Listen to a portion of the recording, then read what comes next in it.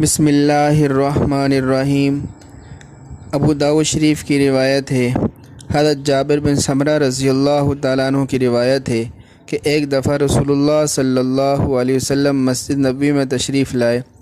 اس وقت ہم لوگ مختلف حلقے بنا کر بیٹھے ہوئے تھے۔ یہ دیکھ کر آپ صلی اللہ علیہ وسلم نے فرمایا کہ میں کیا دیکھ رہا ہوں کہ تم لوگ الگ الگ ٹولیوں میں بیٹھے ہو۔ گویا کہ آپ صلی اللہ علیہ وسلم نے صحابہ کرام رضوان اللہ تعالیٰ علیہم اجمعین کے الگ الگ ٹولیوں میں بیٹھنے کو ناپسند فرمایا، اور آپ صلی اللہ علیہ وسلم کو یہ پسند تھا کہ صحابہ کرام کی ایک جماعت ہو کر اکٹھے بیٹھیں۔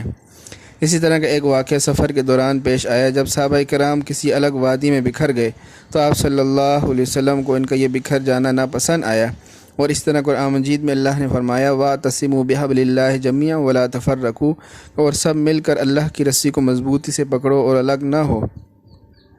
اور دوسرے مقام پر فرمایا إِنَّمَا الْمُؤْمِنُونَ إِخْوَةٌ، کہ بے شک مسلمان آپس میں بھائی ہیں۔ تو اس سے معلوم ہوتا ہے کہ اللہ تبارک و تعالیٰ نے مسلمانوں کو متحد جماعت کی شکل میں رہنے کا حکم دیا اور فرقہ بندی سے روکا ہے۔ اور اسی طرح حضور صلی اللہ علیہ وسلم صحیح مسلم کی روایت ہے، فرمایا مسلمان کا بھائی ہے، وہ اس پر ظلم نہیں کرتا اور نہ اسے بے سہارا چھوڑتا ہے۔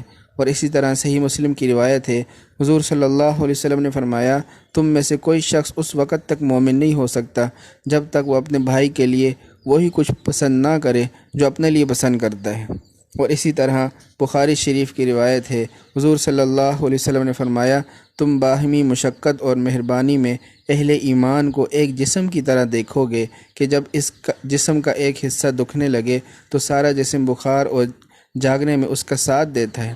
تو اس آیت میں اور حدیث میں ہمیں متحد رہنے کی ترغیب دی گئی کہ مسلمان ایک دوسرے کا سہارا ہوتے ہیں۔ اگر ایک مسلمان کسی تنگی یا پریشانی کی وجہ سے مشکلات میں ہے تو دوسرے مسلمان بھائی کو چاہیے کہ اس کی مدد کرے۔ جو کسی مسلمان کی مدد کرتا ہے تو اللہ اس کی مدد کرتا ہے۔ جو مسلمان کے لیے راستے کو آسان کرتا ہے اللہ اس کے راستوں کو آسان کر دیتے ہیں۔ آج ہم یہ دیکھتے ہیں اگر کوئی مشکل میں ہے تو ہم اس کو زیادہ تر اہمیت نہیں دیتے بلکہ اپنے کام سے کام رکھتے ہیں، بلکہ یہ حضور صلی اللہ علیہ وسلم کی سیرت اور صحابہ کرام رضوان اللہ تعالیٰ علیہم اجمعین کے ہم آثار میں دیکھیں تو اثار و قربانی میں سب سے اول تھے، اور حضور صلی اللہ علیہ وسلم نے صحابہ کرام کو جو ترغیب دی صحابہ کرام نے دل جمی کے ساتھ اس پہ عمل کیا، اور اثار اور قربانی کا جذبہ ہمیشہ رہتی دنیا تک جو ہے ان کا قائم رہے گا۔ تو ہمیں جو ہے ان واقعات سے یہ سبق ملتا ہے کہ ہم بھی اپنے مسلمانوں کے لیے جو مشکلات میں پریشانی میں کسی وجہ سے بھی ان کی مدد کریں۔ یقیناً اللہ تبارک و تعالیٰ کی رضا اسی میں ہے، اور حضور صلی اللہ علیہ وسلم کی رضا بھی اسی میں ہے، اور ہماری کامیابی بھی جو ہے اسی میں ہے۔ اللہ تبارک و تعالیٰ سے دعا ہے کہ ہمیں آپس میں صلہ رحمی کے ساتھ اور باہمی اتفاق کے ساتھ رہنے کی توفیق عطا فرمائے۔